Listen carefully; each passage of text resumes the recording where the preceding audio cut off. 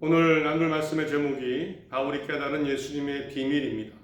예수님과 부활에 관하여 고린도전서 15장 51절부터 58절 성경입니다. 저는 태어나면서부터 하나님 그리고 특히 예수님에 대한 믿음을 가지고 태어나지 않았습니다. 그래서 나름대로 하나님을 믿고 특히나 예수님을 믿게 되면서 진지한 고민의 과정을 거쳤습니다. 내가 왜 예수님을 믿어야 하는가? 예수님이 정말 진짜일까? 예수님을 통한 죄 용서가 정말 가능할까? 정말 예수님을 믿고 죄 용서 받으면 우리가 부활하게 될까? 그 부활은 어떤 것일까? 이런 궁금증의 과정들, 때로는 의문의 과정을 거쳤는데 이때 도움이 되었던 소중한 것들이 있습니다. 우리가 다 도움을 받고 있는 성경입니다. 경험하신 분도 계시겠지만 성경을 읽다 보면 정말 믿음의 감동이 생길 때가 있습니다. 믿어질 때가 있습니다. 성경을 통해서 믿게 되었고 또 누군가의 말 전하는 설교 혹은 책을 통해서 메시지 말씀을 들을 때도 은혜의 감동이 올 때가 있죠. 또 삶의 체험입니다. 내가 믿음을 갖고 살았더니 정말 하나님이 역사하셨고 주님이 도와주시는구나 하는 것을 느낄 때가 있었습니다. 이런 과정을 거치면서 의문이 풀리고 의문이 믿음이 되고 확신이 되고 또 소망이 되고 저는 태어날 때부터 예수님을 믿은 게 예수님에 대한 믿음이 있었던 게 아니기 때문에 이렇게 믿음의 과정을 거쳤고 지금도 거치고 있습니다. 오늘 여러분들도 저와 과정은 똑같지 않지만 비슷한 단계를 거치셨을 겁니다. 처음에 믿어지지 않습니다. 그러나 누군가를 통해 교회에 나오게 되고 또 성경을 읽고 묵상하면서 은혜 받고 설교를 들으면서 또 그 믿음 가운데 삶을 살면서 정말 주님이 살아계시는구나, 도와주시는구나 이런 경험을 통해서 그 믿음이 자라나 오셨을 겁니다. 저와 여러분이 앞으로도 이 믿음의 여정이 더 깊어지고 강해질 것입니다. 이 믿음의 여정을 계속 가야 합니다. 그런데 저와 여러분만 아니고 사실 거의 모든 사람들이 이런 믿음의 과정을 거쳤습니다. 2000년의 기독교 역사 속에서 대부분의 사람들은 비슷한 의문, 예수님에 대한 특히나 예수님이 누구신가? 어떻게 구원받는가? 이런 고민 가운데 말씀을 읽기도 하고 누군가의 메시지를 듣기도 하고 또 선교사님을 통해서 그 복음, 말씀이 예수님에 대한 말씀이 전해지면서 믿음을 갖게 되어 그 믿음이 자라와서 지금 전 세계의 수많은 나라, 수많은 사람들이 예수님을 믿고 그 믿음의 구원의 길을 가고 있는 겁니다. 대부분의 사람들은 이런 비슷한 과정을 거쳤습니다. 그런데 여기서 한 가지 의문을 갖게 됩니다. 그러면 최초로 누가 예수님을 그렇게 잘 알려줬을까? 처음 믿은 사람은 어떻게 믿게 되었을까? 누군가 한 사람 전해준 사람이 있습니다. 최초의 사람. 예수님의 이야기, 부활 이야기를 시작한 사람입니다. 그 사람은 그것을 어떻게 알게 되었을까요? 학자들에 따르면 예수님을 전하는 신약성경에 27권이 있는데 27권이 처음 쓰여지는 게 기원은 50년쯤입니다. 예수님이 부활 승천하시고 그 중간기가 20년이나 됩니다. 성경으로 배울 수 없는 겁니다. 아직 성경이 없던 때인데요. 또 복음서가 쓰여진 것, 예수님을 정말 이야기하는 복음서가 쓰여진 것도 70년쯤이라고 합니다. 아직 성경이 없을 때 이때 사람들, 그 처음 사람들 어떻게 예수님 이야기를 알게 되었을까요? 물론 제자들이 그 시작일 겁니다. 예수님을 직접 만나고 예수님을 통해 그 복음의 메시지, 부활의 이야기를 들은 제자들이 전했을 겁니다. 신약성경의 마태복음이나 요한복음, 베드로 전후서는 이런 예수님의 제자들이 기록한 겁니다. 제자들은 예수님과 살면서 은혜 체험을 하기도 하고 정말 부활하신 예수님을 만나고 예수님을 사람들에게 전했던 최초의 사람들이기도 합니다. 수많은 사람들이 제자들을 통해서 믿음을 갖게 되었고 그 믿음의 길을 시작했을 겁니다. 그런데 성경에는요, 전혀 다른 방식으로 예수님을 믿었던, 특히나 정확하게 알게 된 사람이 있습니다. 성경도 아니고 예수님의 제자들도 아닙니다. 그럼에도 예수님을 믿고 알게 된 사람이 있습니다. 더 놀라운 점은 예수님의 제자들보다도 어떻게 보면 더 정확하게 예수님을 알았습니다. 심지어 제자들이 모르는 왜 굳이 예수님이 죽으셨을까? 예수님이 가장 천한 십자가에 죽으셨는가? 왜 예수님이 부활하셨고 심지어 우리에게 어떤 부활이 있을까? 이런 이야기들. 어쩌면 제자들보다 더 잘 알았던, 제자들도 몰랐던 그런 내용들을 일관되게 이야기할 정도로 사실 이것이 복음이 되었습니다. 그런 사람이 있습니다. 바로 예수님을 전하다 신약 성경에 13권의 성경을 쓴 바울이라는 사람입니다. 바울은 단순히 예수님을 믿은 것이 아니고 믿음은 당연하고 예수님을 통한 죄 용서의 비밀, 십자가 죽으심의 의미, 왜 십자가에 죽으신 거야? 마지막 구할 때 우리는 어떻게 부활할 것인가? 이런 것을 사람들에게 전했고 그렇게 전하다가 순교하며 생을 마감했습니다. 신학교에 가면 바울 신학을 배웁니다. 바울 신학을 배웁니다. 성경도 없고 신학교도 없을 때 바울은 신학이 될 정도로 그런 예수님과 복음에 관한 이야기를 정확하고 일관되게 알게 되었고 전하며 생을 마감했습니다. 도대체 바울 어떻게 알게 되었을까요? 예수님과 구원과 부활의 비밀을 어떻게 알게 되었을까요? 어떻게 그 시작을 바울이 할 수 있었을까요? 이것을 머릿속에 담아두시고 한번 생각해 보시기 바랍니다. 바울은 어떻게 알았을까? 그 아는 것을 어떻게 그렇게 확신하고 자신의 생명을 내어놓았을까? 한번 그 상황을 마음속에 떠올려 보시기 바랍니다. 그리고 오늘 내용을 한번 나눠보겠습니다. 오늘 성경은요, 고린도전서 15장인데 바울이라는 사람이 하나님이 택하셔서 이방인의 복음 전도자, 예수님 전하는 사람으로 택한 바울이라는 사람이 기록했습니다. 바울이 누구인가 설명하면 저는 이렇게 표현할 수 있습니다. 안정적인 자신의 인생, 출세를 버리고 생명까지 내어놓고 예수님과 복음과 부활과 하나님의 나라를 전한 사람. 원래는 확신을 갖고 예수님을 반대하는 사람입니다.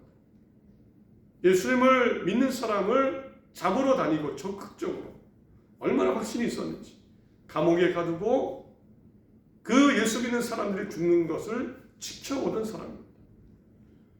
그러나 이런 자신의 확신, 또 안정적인 삶을 다 버리고 출세의 길을 내려놓고 그 심한 고난과 가난을 기꺼이 감수합니다. 그리고 그때 그것을 위해서 그런 고난 속에 붙잡은 것은 예수님, 예수님의 구원과 부활과 하나님의 나라였습니다. 죽을 때까지 이거 전하며 생을 마감합니다. 바울이 자신의 삶을 바꾼 계기, 어디서 예수님을 알게 되었을까? 극적인 시작은 대부분의 사람들이 다메섹 처음이라고 얘기합니다. 사도행전에 3번이나 나옵니다. 9장에 있는 이야기를 읽어드립니다. 사울이 길을 가다가, 바울의 옛날 이름입니다. 히브리 이름이기도 합니다. 바울이 길을 가다가 다메섹에 가까이 이르러 호련히 하늘로부터 빛이 그를 둘러 비추는지라. 예수 믿는 사람을 잡으러 가다가 빛이 비춥니다. 땅에 엎드려 들으며 소리가 있어 이르되 사울아 사울아 내가 어찌하여 나를 박해하느냐. 바울아 바울아 어째서 나를 박해하느냐. 대답하여 주여 누구시니까. 이르시되 나는 내가 박해하는 예수라. 예수 믿는 사람을 잡으러 가다가 환상 가운데 예수님을 만났습니다. 이것이 시작입니다. 그리고 예수님의 진짜 이것에 대한 믿음이 시작되었습니다. 그러나 이런 경험, 바울이 믿음을 가졌어도 예수님에 대해서 다 아는 게 아닙니다. 알 수가 없죠. 한순간의 성령 체험, 삶을 바꿀 수 있지만, 믿음을 갖게 하지만 바울이 다 설명이 되지 않습니다. 그 비밀, 부활과 예수님에 대한 비밀을 어떻게 알았을까?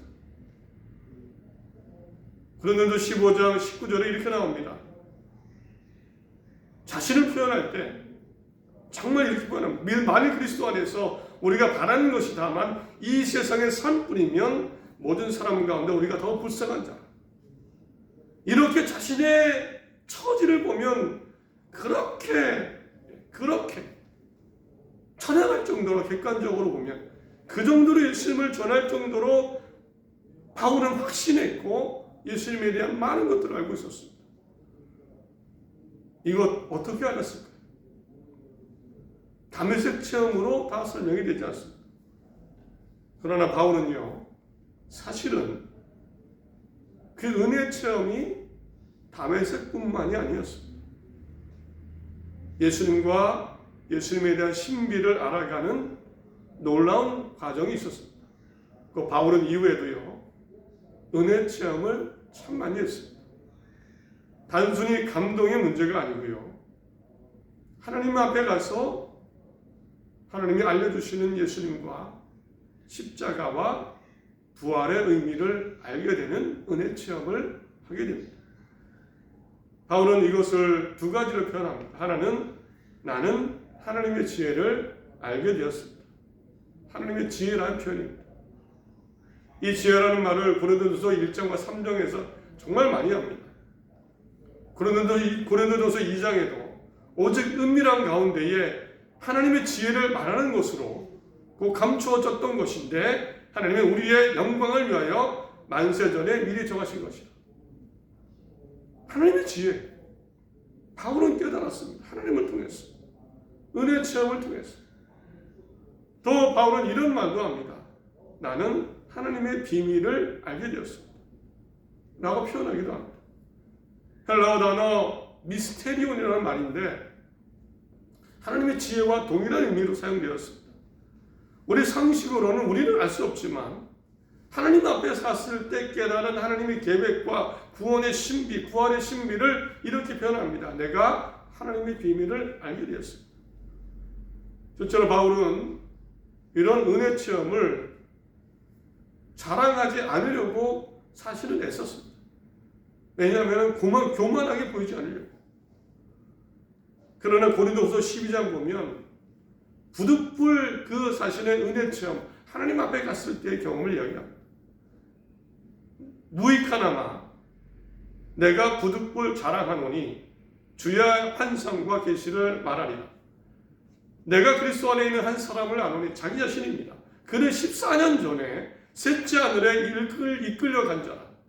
그가 몸 안에 있었는지 몸 밖에 있었는지 나는 모르거니와 하나님은 아십니다. 바울은 14년 전에 고백을 한 겁니다. 내가 14년 전에 세 번째 하늘에 올라간 적이 있습니다. 부득불 이야기해야 됐습니다. 내 이야기가 진실임을 알려주기 위해서. 유대인이었던 바울은요, 유대적 우주관을 가지고 있었는데 하늘에 세 개의 층이 있다고 믿었습니다. 첫 번째는 우리가 보는 하늘입니다. 비가 내리고 새가 날아다니는 하늘. 창세기 12장 20절에 하나님이 창조하신 하늘입니다. 두 번째 하늘은 해와 달과 별, 우주적인 영역, 영적인 존재들이 있는 하늘입니다. 그 셋째 하늘은 바로 세 번째 하늘, 하나님이 계십니다. 천국 낙원. 바울은 얘기합니다. 14년 전에 내 말이 진실임을 알려주려고 나도 하나님께 선택된 사람이고 내가 전하는 복음이 진실임을 말하려고 부득불 이야기합니다. 14년 전에 내가 세 번째 안을 하나님 앞에 갔습니다. 그때 하나님의 비밀을 알게 되었습니다. 오늘 이처럼 어떻게 보면 하나님을 통해서 예수님의 이야기를 들었던 사람입니다. 가장 최초의 복음의 시작인 사람 중에 하나입니다. 바울이 이제 이런 영적인 은혜 체험, 하나님을 만나는 경험을 통해서 13개의 서신서를 쓰고 또 오늘 말씀 부활의 이야기인데 썼다고 한번 상상해 보십시오. 바울이 십자가 얘기할 때 예수님의 죽음의 의미가 무엇인지 이야기할 때 부활을 이야기할 때 바울이 그 누구에게 들은 것이 아니고 내가 짜낸 것이 아니고 하나님 앞에 세 번째 하늘에 가서 받았다고 떠올려 보시기 바랍니다. 얼마나 감격하고 얼마나 충격이고 얼마나 믿어졌을까요? 이 상상을 하시면서 오늘 세 가지를 나눠보겠습니다. 바울이 하나님 앞에 갔을 때 들었던 복음 이야기. 하나는 이겁니다. 예수님을 통해서 모든 사람이 구원받는다 라는 것입니다. 에베소서 3장 4절에 그것을 읽으면 내가 그리스도의 비밀을 깨달은 것을 너희가 알 수 있으리라. 이는 이방인들이 복음으로 말미암아 그래서 예수 안에서 함께 상속자가 되고 함께 지체가 되고 함께 약속에 참여한 자가 됩니다. 그리스도의 비밀을 깨달은 것을 이야기합니다. 이방인들도 복음으로 말미암아 예수 안에 상속자, 구원의 상속자가 되고 함께 지체가 되고 함께 약속에 참여한 자가 됩니다. 바울은 하나님의 구원의 계획을, 예수님을 통한 구원의 계획을 들었습니다. 그 비밀은 예수님을 통해 이방인들도, 유대인뿐만 아니라 이방인들도 모두가 구원을 받습니다. 구원의 약속에 예수님이 오신다는, 하늘나라로 이끄신다는 그 약속을 받은 그런 사람이 됩니다. 이 비밀을 듣게 됩니다. 우리가 아무리 들어도 이해가 안 되죠. 머리로는 이해가 안 됩니다. 하나님의 구원의 방식과 왜 예수님인지 이해가 안 되는데 바울은 들은 겁니다. 그때의 충격이 어땠을까요? 예수님을 통해서 이방인들도 모두 구원의 상속자, 예수님의 구원의 약속에 그 약속을 받은 사람이 됩니다. 바울은 들었고 믿었고 전했던 겁니다. 그것은 믿고 안 믿고의 선택이 아니고 믿을 수밖에 없는 복음의 메시지였습니다. 예수님을 구원자로 믿는 거 하나님이 주신 비밀입니다. 우리가 믿는 거 바울만큼 감격은 아닐 수 있습니다. 성경이나 하나님을 통해서. 그러나 은혜가 있고 은혜가 있을 겁니다. 이 믿음을 굳건히 지켜나가시기 바랍니다. 바울이 하나님께 드는 것은 또 있습니다. 십자가에서 죽으신 예수님을 통한 죄의 용서입니다. 고린도전서 2장입니다. 오직 은밀한 가운데 있는 하나님의 지혜를 말하는 것으로 곧 감추어졌던 것인데 하나님이 우리의 영광을 위하여 만세전에 전에 미리 정하신 것이라. 이 지혜는 이 시대의 통치자들이 한 사람도 알지 못하였나니 만일 알았더라면 영광의 들을 십자가에 못 박지 아니하였습니다. 십자가형은요, 당시의 사형 중에 가장 굴욕적이고 부끄러운 죽음이었습니다. 로마 시민권이 있는 사람은 원칙적으로 십자가형이 금지되었습니다. 아주 치욕적인 죽음이라서 로마 시민은 안 돼. 당연히 바울도 십자가형이 어떤 것인지 알았기 때문에 예수라는 사람이 십자가에 죽은 것, 이것을 의미를 둘 수가 없습니다. 당연히 가짜죠. 십자가에 죽은 예수가 어떻게 구원자냐? 다르게 죽어도 믿을까 말까 합니다. 그런데 바울은 하나님 앞에 갔을 때 왜 십자가였냐를 깨닫게 됩니다. 하나님은 정의로우신 분이시죠. 죄에 있는 사람들을 구원하시기 위해서는 죄를 씻어내야 됩니다. 씻는 방법은 누군가는 대신 죽어야 됩니다. 이게 정의입니다. 이게 하나님의 정의입니다. 죄는 죽음으로, 죄는 죽음이라는 것으로 그 죄값을 치러야 됩니다. 그러나 그래서 인간 세상에서 이 죄의 대가로 죽는 방법이 무엇입니까? 하나님이 택하신 것은 그 당시 가장 치욕적이고 완전한 부끄럽고 죄에 대한 부끄러운 죽음, 완전한 죽음을 상징하는 십자가형이었습니다. 바울은 이것을 깨달은 겁니다. 그래서 십자가구나. 만약 돌에 맞아 죽으셨다면, 칼에 죽으셨다면 몇 프로 부족합니다. 우리가 보기에도 부족합니다. 그러나 하나님 앞에 갔을 때 바울은 100% 믿게 되었습니다. 이해가 되었습니다. 그래서 십자가. 이후로 바울은 십자가를 부끄러워하지 않았습니다. 고린도전서 2장에 내가 너희 중에서 예수 그리스도와 그의 십자가에 못 박히신 것 외에는 아무것도 알지 않기로 작정하였노라. 절대 부끄러워하지 않았습니다. 하나님의 죄 용서의 계획임을 알고 믿게 되었기 때문입니다. 마지막으로 바울이 하나님 앞에 갔을 때 깨달은 것, 오늘 본문입니다. 부활의 신비입니다. 현대인의 성경으로 읽어드립니다. 내가 이제 한 가지 비밀을 말하겠습니다. 그것은 우리가 죽지 않고 모두 변화되는 것이라는 것입니다. 마지막 나팔 소리가 울릴 때 눈 깜짝할 사이에 죽은 사람들이 썩지 않을 사람으로 다시 살아날 것이며 우리 모두 변화될 것입니다. 이 썩을 것이 썩지 않을 몸을 입고 이 죽을 것이 죽지 않을 몸을 입을 수밖에 없습니다. 이런 일을 일어날 때에는 승리가 죽음을 삼켜버렸다 라고 말하는 성경이 이루어질 것입니다. 죽음아 너의 승리가 어디 있느냐? 죽음아 내가 쏘는 것이 어디 있느냐? 죽음이 쏘는 것은 죄이며 죄의 힘은 율법입니다. 그러나 우리 주 예수 그리스도를 통해서 우리에게 승리를 주시는 하나님께 감사합니다. 바울은 죽음을 두려워했겠죠. 처음. 그러나 부활을 알게 되면서 두려워하지 않았습니다. 우리는 살아날 것입니다. 썩을 몸이 썩지 않을 몸으로 바울이 본 겁니다. 나팔 소리가 날 때 우리는 부활할 것입니다.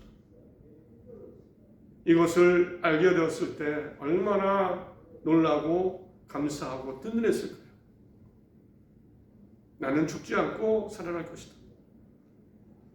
이제 한번 조금이나마 바울이 되어보시기 바랍니다. 모든 것을 내려놓고 예수님을 전할 수밖에 없었던 바울. 하나님 앞에 갔을 때의 그 예수님과 구원의 신비. 그래서 바울은 착하게 살았습니다. 예수님 전하고 바르게 살았습니다. 사랑을 전하며 살았습니다. 변화될 수밖에 없었습니다. 하나님은 바울에게 이 비밀을 알려주셨고 복음을 알려주셨고 이 복음 안에서 어떻게 살아야 되는지 그 비밀 이야기도 그 삶의 방식도 알려주셨습니다. 바울은 그렇게 살다가 하나님 앞으로 천국에 이른 사람입니다. 말씀을 맺습니다. 우리가 살아야 되는 삶 많은 일들이 있습니다. 전 세계에 많은 일들이 일어납니다. 그러나 우리가 살아야 되는 삶은 비슷합니다. 하나님을 믿고 예수님을 믿고 부활의 신비를 기억하며 바르고 선하게 살아가는 삶입니다. 우리는 정리할 것을 정리해야 됩니다. 내려놓을 것도 내려놔야 됩니다. 흔들려서는 안 됩니다. 바울은 이렇게 얘기합니다. 그러므로 내 사랑하는 형제들아, 견실하며 흔들리지 말고 항상 주의 일에 더욱 힘쓰는 자들이 되라. 이는 너희 수고가 주 안에서 헛되지 않은 줄 압니다. 주의 일은 뭡니까? 뭐 교회 와서 막 청소하고 이런 게 아닙니다. 그건 일부분인 거죠. 주의 일은 하나님 이야기하고 복음을 믿고 예수님을 전하고 사랑을 베풀고 선하게 사는 것, 주의 일에 힘쓰는 겁니다. 우리가 고민하고 우리에게 닥치는 많은 삶의 현실들, 여러 가지 현실들이 있지만 믿음을 굳건히 지키며 선과 사랑으로 살아가시길 바랍니다. 우리는 모두 승리자가 되고 우리의 삶은 헛되지 않을 겁니다. 바울이 전해준 예수님의 신비, 우리는 그 길을 가고 있습니다. 힘차게 살아가는, 사람과 선으로 믿음으로 승리하는, 힘차게 당당하게 서나가는 모두가 되시기를 간절히 바랍니다.